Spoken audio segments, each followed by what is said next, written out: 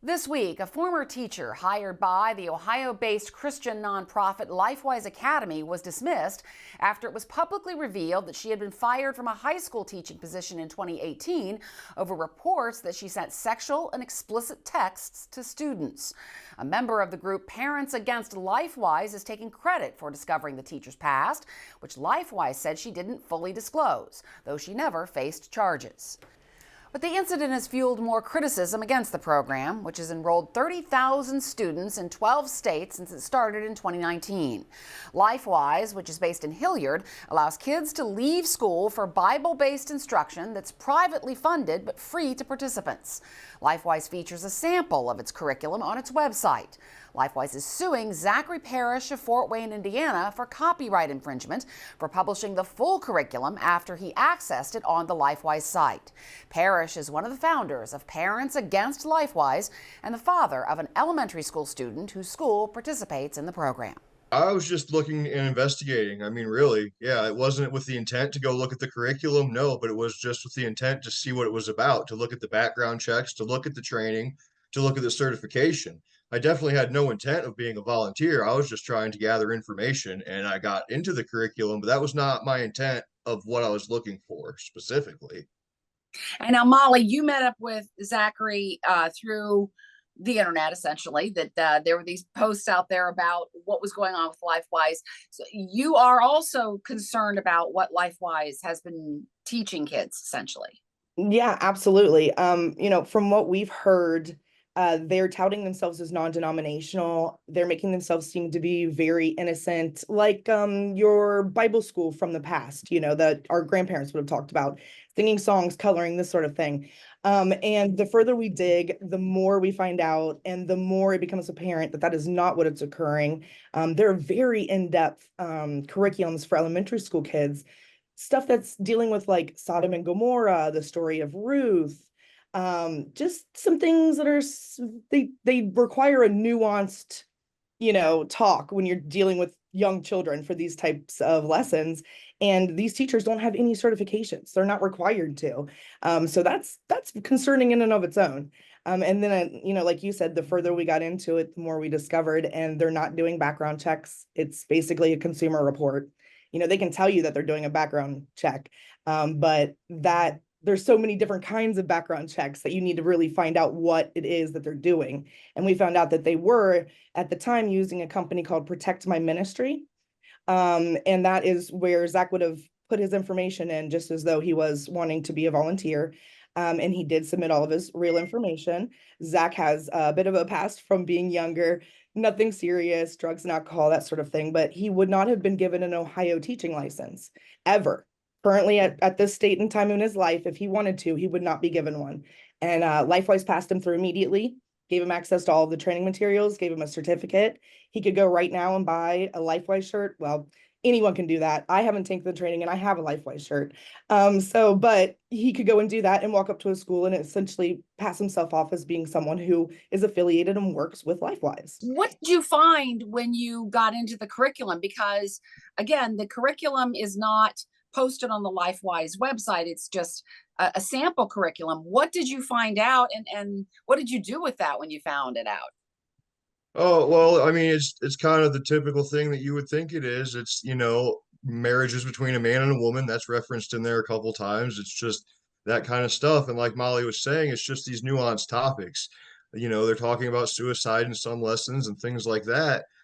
Purity culture, you see all of that stuff when you look in the lessons. And I posted it all online on my website that we made, parentsagainst.lifewise.online, because I believe parents have the right to see that. I believe they should be able to review that. If this organization is coming into our public schools and asking us to sign over the custody from the public schools to them, they should be providing the curriculum to us to review, or the schools, or the churches, or anybody. I'm not a lawyer. I've been talking to lawyers. They say I have a pretty good defense for fair use and a couple other things too. The lawyers I've talked to are very confident they can get a dismissal, if not a whole defense against this. So we'll see what happens. I'm not gonna settle. So if they want to fight and they want to drag this out, I will too. And it wasn't me that took the material down voluntarily. It was taken down by the website. So if it was Molly, up to me, it would still be up. Molly, these kind of release time programs for religious instruction are legal, have been legal since 1952 with the US Supreme Court. So what LifeWise is doing is legal. They're exploiting that law that was meant for minority children, that was initially meant, we need to discuss this too, for people that couldn't afford private religious education. So this would have been a public school child who was maybe needed to get the education to get their bar mitzvah done. They would go and they would do this, you know what I mean? And they wouldn't have to go to a private Jewish school to do so. They could still go to their public school. And that was what it was originally meant for. And they are using it for their own advantage and to the disadvantage of everyone else. This is not the only, Ohio is where we are, but it's not the only state that they're affecting. They've already went through and lobbied, LifeWise has lobbied for Indiana to pass House Bill 1137. It's passed. They went in and lobbied for, Joel Penton spoke and lobbied for Oklahoma, House Bill 1425, it passed.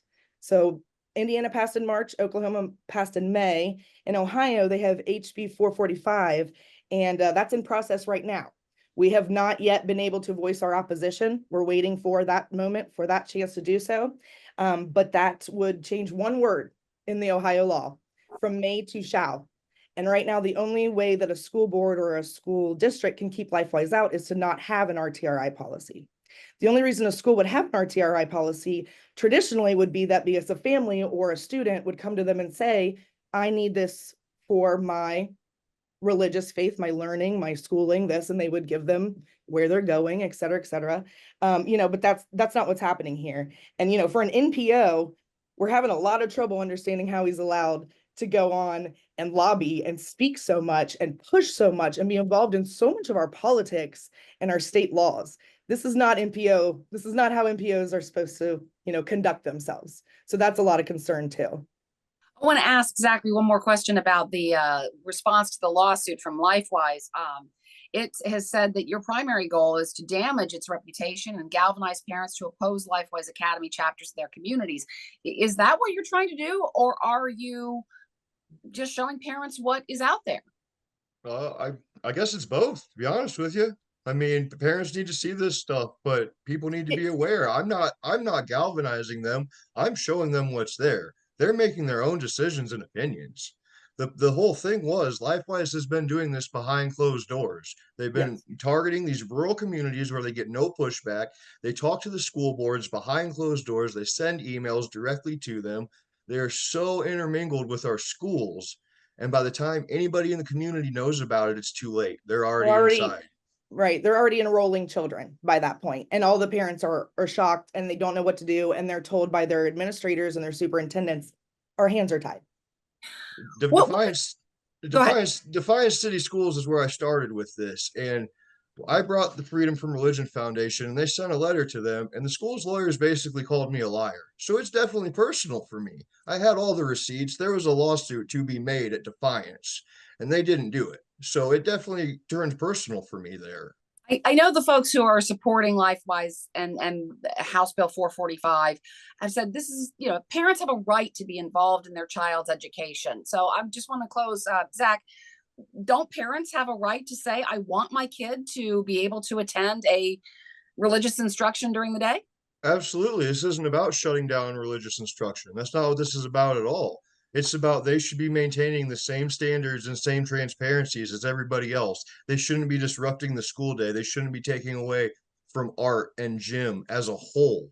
If parents want to choose to take their kids out of a class, that's fine. But they are coming in and having schools rearrange the schedule to accommodate them. Yeah. I think it's awful. I'm going to be honest with you. Do the parents have a right? Yes. What about our rights? I'm a parent. Zach is a parent. There's hundreds of parents that have talked to us that have provided their testimony about their lives and how it's affected them and their children and the crying and the trauma. What about our rights? In our country, we have come so far since 1952. There's vouchers. There's so many things that you can do to provide your child with a religious education that is not going to encroach on my child's public school day. There shouldn't be any peer pressure. There shouldn't be you having to go to school and worry about not fitting in because you don't go to a religious club that the other kids go to. And in a lot of cases, that's because your parents won't allow you to. what kind of situation are we setting up in our elementary schools for these kids? They're already dealing with racial divide and political divide from their families, and everything else. And we're going to add this in too. It used to be that we didn't discuss this sort of stuff, and this is why. It's supposed to be separate.